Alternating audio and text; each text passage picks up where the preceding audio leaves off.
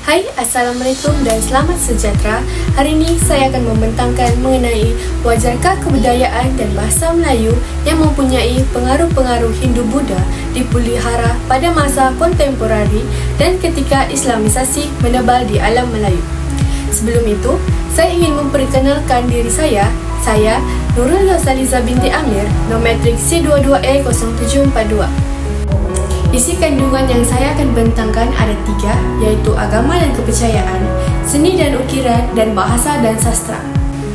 Alam Melayu adalah sangat kaya dengan adat dan budaya yang sangat unik untuk dihiasi dengan pelbagai pengaruh seperti animisme, Hindu, Buddha, dan juga Islam. Mengikut peredaran zaman, ia masuk ke dalam kehidupan masyarakat Melayu. Maksud budaya Melayu ini adalah terdiri daripada adat lisan, bahasa, karya, seni, musik, dan nilai yang telah sebati dalam masyarakat Melayu. Budaya juga berasal dari perkataan budi dan daya yang merujuk kepada segala penghasilan masyarakat manusia dalam pelbagai bentuk, termasuk yang dapat dilihat atau tidak. Kebudayaan juga memainkan peranan penting dalam memahami perbezaan antara masyarakat. Agama Hindu pula mempunyai warisan keagamaan yang sangat kaya dan mendalam. Setelah berkembang dan makmur di tanah yang subur di benua India, ajaran Hindu menyediakan rangka kerja yang menggabungkan idea-idea seperti karma, kelahiran semula, dan moksha untuk membentuk sebuah asas falsafah yang memimpin penganut dalam kehidupan seharian mereka. Ajaran ini juga telah berakar umbi dalam kitab suci kuno dan tradisi rohani. Isi pertama yang saya akan bentangkan hari ini ialah agama dan kepercayaan. Sistem kepercayaan Hindu-Buddha yang melekat di alam Melayu menciptakan satu landscape rohani yang sangat mendalam dan mempengaruhi pelbagai aspek kehidupan masyarakat dan membentuk identiti budaya yang kaya di rantau ini. Semuanya dibentuk oleh kepercayaan Hindu-Buddha yang tertanam di alam Melayu. Pertama sekali, idea kelahiran semula adalah tunjang sistem agama Hindu-Buddha di semenanjung tanah Melayu. Pandangan tentang keabadian jiwa disediakan oleh kepercayaan kepada kelahiran semula dan lingkaran kehidupan yang tidak berkesudahan. Orang ramai mempunyai peluang untuk memperbaiki karma mereka di akhirat yang membantu mereka membangunkan sistem moral dan etika yang sangat terikat dengan idea sebab dan akibat. Sistem nilai masyarakat Melayu yang berteraskan kepercayaan Hindu-Buddha banyak dipengaruhi oleh konsep karma. Masyarakat digalakkan untuk bertindak secara bertanggungjawab dan bermunasahabah sepenuhnya kerana dipercayai setiap tindakan memberi kesan kepada kehidupan masa hadapan. Alam Melayu mempunyai komponen rohani yang kuat kerana sistem kepercayaan Tuhan dan ritual penyembahan yang sangat kuat sebagai pemujaan-pemujaan kepada dewa-dewa Hindu dan Buddha adalah sangat menunjukkan penghormatan kepada kuasa semula jadi dan rohani yang dianggap memberi kesan kepada kewujudan sehari-hari. Selain itu, perayaan dan upacara keagamaan juga seperti perayaan telah berubah menjadi acara kerohanian yang mengeratkan hubungan rohani dan sosial masyarakat. Ritual ini juga telah menawarkan cara untuk menyatakan penghargaan dan menjaga keseimbangan.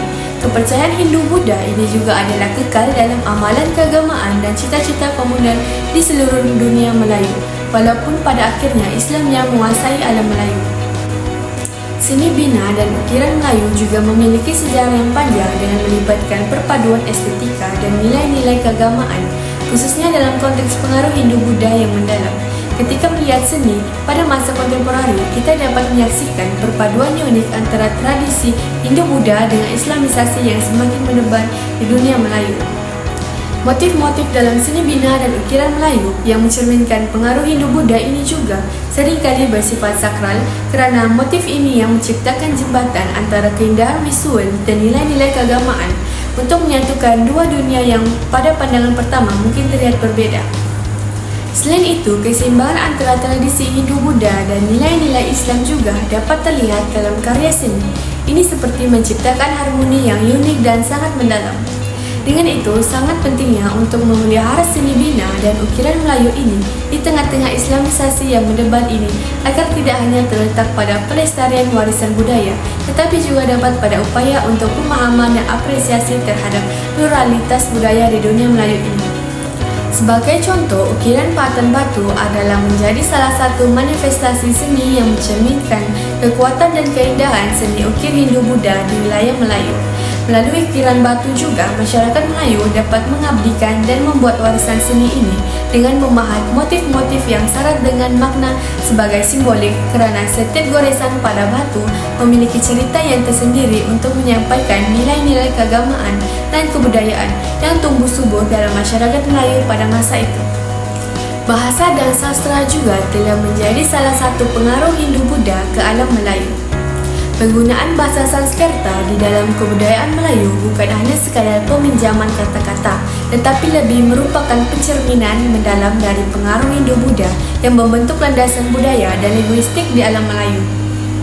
Dalam penggunaan bahasa Sanskerta juga telah mencerminkan secara jelas dalam penggunaan kosakata Melayu. Pemilihan kata-kata dan frasa dari Sanskerta juga telah memasukkan dimensi makna yang lebih dalam untuk memberikan bahasa Melayu. Pentingnya pengaruh bahasa Sanskerta kerana terletak pada kemampuannya untuk meresapi bahasa Melayu dengan nilai-nilai kultural dan spiritual. Bahasa menjadi kenderaan untuk menyampaikan idea-idea dan konsep-konsep yang memperkaya pemahaman masyarakat Melayu tentang dunia dan diri mereka sendiri. Oleh kerana itu, bahasa Melayu tidak hanya menjadi alat komunikasi sehari-hari, melainkan juga membawa warisan budaya yang dalam dan mendalam. Selain itu, karya-karya epik Hindu-Buddha seperti Ramayana dan Mahabharata juga telah menjadi sumber inspirasi yang tak terhingga bagi perkembangan sastra Melayu. Pengaruh yang mendalam dari cerita-cerita epik ini telah menciptakan suatu bentuk seni sastra yang khas dan kaya akan makna di wilayah Melayu. Hal ini kerana melalui perantaran naratif epik ini, sastra Melayu telah berkembang menjadi sebuah aliran yang mengandung kisah-kisah epik dan legendaris yang menggambarkan kreativiti dan kekayaan warisan budaya. Kesimpulannya, pengaruh Hindu-Buddha di alam Melayu ini telah menghasilkan pencapaian sejarah serta warisan hidup yang mempengaruhi kehidupan masyarakat dan membentuk perwatakan budaya yang kaya di alam Melayu. Aspek utama dalam kehidupan orang Melayu seperti agama, bahasa, seni, dan interaksi sosial, semua ini telah dipengaruhi oleh warisan yang ditinggalkan ini. Dalam konteks ini, alam Melayu tidak sahaja menjadi wilayah yang geografi, tetapi ia juga telah menjadi sebuah landscape budaya yang penuh dengan warisan yang telah melampaui waktu yang lama dan memberikan hal yang baik bagi keberagaman dunia. Ini sahaja pembentangan saya kali ini. Sekian dan terima kasih.